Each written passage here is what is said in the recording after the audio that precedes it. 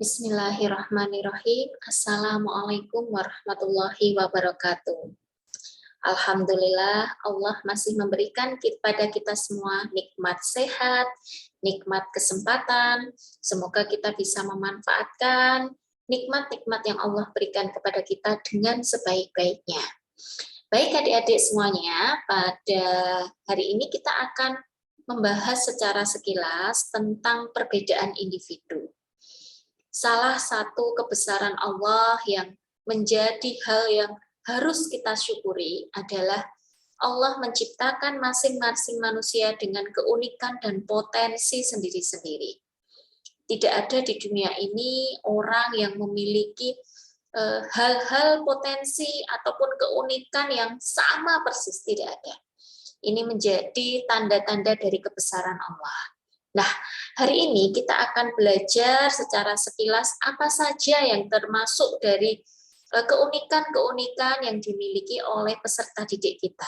Dan bagaimana cara kita menghadapi perbedaan-perbedaan dari setiap individu-individu peserta didik yang akan kita hadapi ketika kita berada di kelas. Tentu Anda semua juga menyadari adik-adik bahwa tiap orang, bahkan ketika Anda mengamati teman-teman Anda di sekitar Anda, tentunya masing-masing dari teman Anda itu memiliki potensi dan keunikan masing-masing. Tentunya dengan segala keragaman itu diharapkan kita bisa bijak untuk menyikapi, untuk menghormati perbedaan masing-masing individu. Nah, adik-adik, bahwa sebenarnya perbedaan yang ada dalam tiap individu itu bukan absolut, tapi lebih ke arah berjenjang. Jadi seperti ini, misalkan ada peserta didik yang dia memiliki kemampuan matematik yang tinggi. Bukan berarti siswa didik yang lain itu kemampuan matematiknya 0. Bukan ya dan tidak, tapi lebih ke arah berjenjang. Mungkin seseorang dikaruniai kemampuan matematika yang tinggi, lalu teman Anda yang lain memiliki kemampuan matematika yang sedang, bahkan ada yang rendah. Jadi sekali lagi perbedaan ini sifatnya berjenjang. Nah, ada banyak sekali ragam perbedaan-perbedaan yang akan ditunjukkan oleh peserta didik kita. Di antaranya ada perbedaan kognitif, kecakapan bahasa, motorik, fisik, psikologi, sosial, minat, dan bakat. Ini adalah sebagian dari perbedaan-perbedaan yang akan ditunjukkan secara individu oleh peserta didik kita. Perbedaan kognitif itu merupakan hal-hal yang berkaitan dengan aspek pengetahuan. Mungkin nanti ketika Anda masuk di kelas, Anda akan menghadapi anak didik yang Anda anggap daya tangkapnya itu sangat cepat. Lalu di sisi lain ada juga peserta didik yang untuk memahamkan yang bersangkutan Anda perlu mengajari beberapa kali. Jadi memang Anda harus menyadari bahwa ketika Anda berdiri di depan kelas, tiap-tiap peserta didik itu akan memiliki keunikan dan potensi serta kekuatan masing-masing. Jadi harapannya nanti kita akan bisa lebih bijaksana, nih, baik itu ketika kita berada di kelas, ketika kita pergaulan dalam masyarakat, kita bisa lebih bijak. Karena sekali lagi Allah itu menciptakan manusia dengan keunikan masing-masing.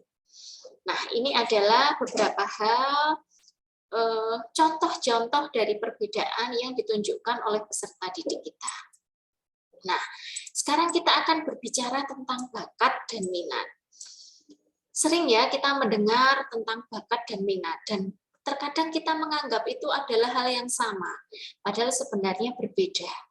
Bakat itu adalah kemampuan dasar seseorang yang dia hanya membutuhkan tempo yang singkat untuk mempelajari sesuatu, tapi dengan hasil yang lebih baik. Dan bakat ini merupakan kemampuan yang diberikan Allah sejak lahir. Jadi tiap manusia akan memiliki bakat masing-masing. Berbeda dengan bakat, minat itu adalah seperangkat mental yang mengarahkan individu pada suatu pemikiran atau kegiatan tertentu. Minat ini tidak dibawa sejak lahir, tapi minat tumbuh dan berkembang setelah mengalami suatu proses. Jadi misalkan seseorang itu tahu manfaat atau gambaran positif terhadap suatu kegiatan, akhirnya dia menaruh minat. Jadi minat ini sangat dipengaruhi oleh pengalaman-pengalaman hidup seseorang. Dan ini akan bisa fluktuatif, bahkan berubah-ubah.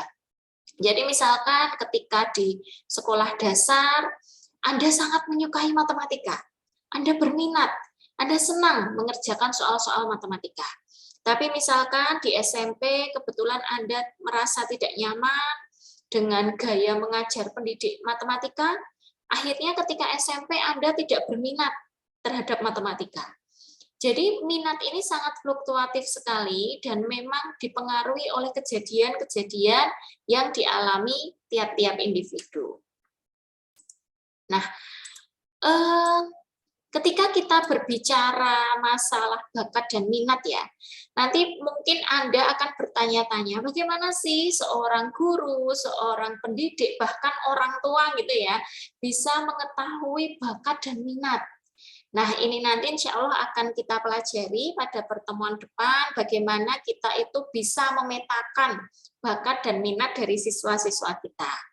Nah, bakat dan minat itu adik-adik perlu dikembangkan melalui kegiatan belajar, agar kemampuan dan keinginan yang dimiliki oleh tiap-tiap individu itu bisa menjadi nyata, ada kemajuan dan tentunya bisa mendatangkan manfaat. Apabila bakat itu tidak diasah, minat itu juga tidak difasilitasi, maka tidak akan membuahkan hasil, hanya sekedar kemampuan dan keinginan saja. Tidak sampai pada taraf menghasilkan kemajuan dan manfaat. Jadi memang sebagai seorang pendidik ya, baik itu pendidik kodrati atau orang tua, ataupun pendidik karena profesi, dalam hal ini guru, sangat penting kita itu bisa mengetahui kekuatan-kekuatan, keunikan dari tiap-tiap individu yang kita hadapi. Sehingga harapannya, kaitannya dalam pembelajaran, nanti kita bisa memfasilitasi siswa-siswa kita itu, anak-anak kita itu sesuai dengan potensi-potensi yang mereka miliki. Sehingga harapannya potensi itu bisa berkembang dengan maksimal dan individu yang bersangkutan bisa memberikan kemanfaatan untuk umat. Adik-adik, bakat itu memiliki dimensi. Ada 3 dimensi bakat. Yang pertama perseptual, psikomotor, dan intelektual.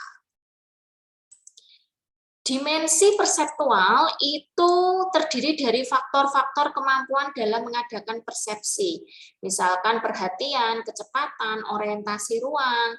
Lalu kalau psikomotor itu berkaitan dengan ini, keterampilan fisik ya, jadi keluasan, ketelitian, kecepatan, kekuatan. Gitu.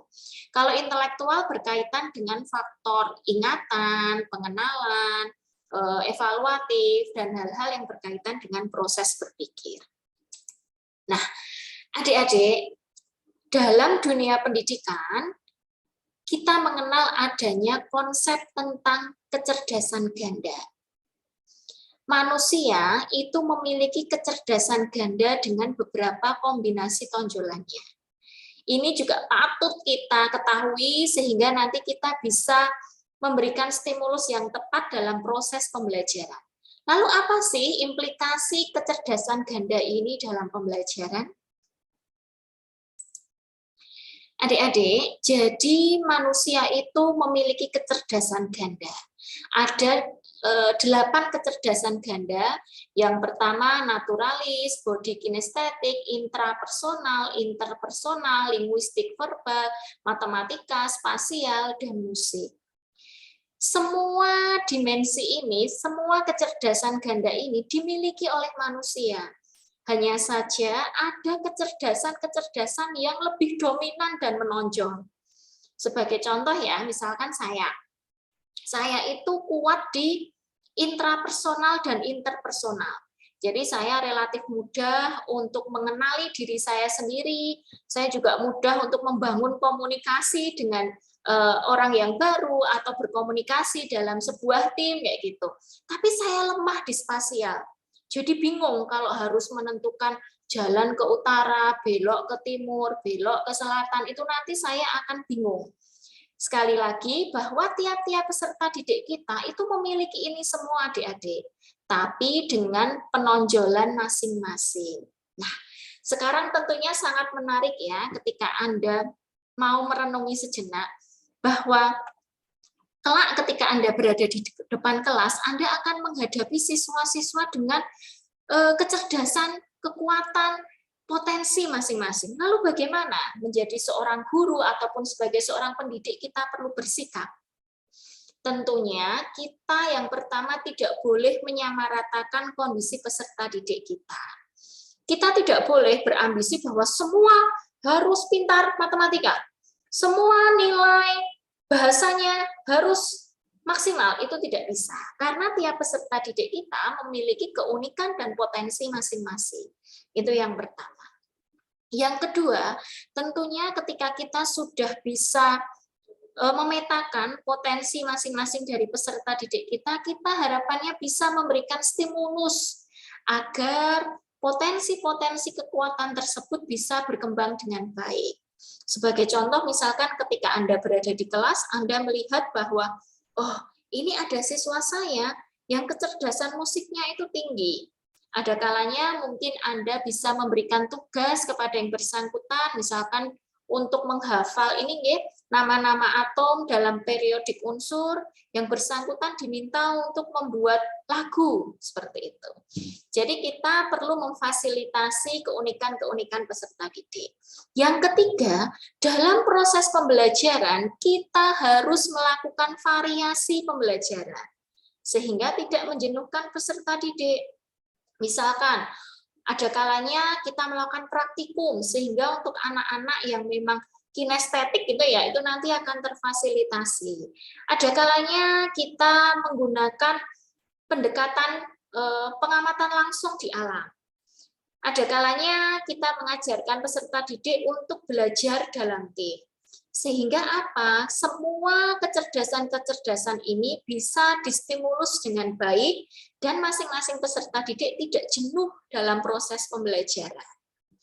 Baik, itu hanya sekilas pengantar tentang perbedaan individu. Pertemuan depan kita akan belajar tentang bagaimana kita melakukan pemetaan bakat.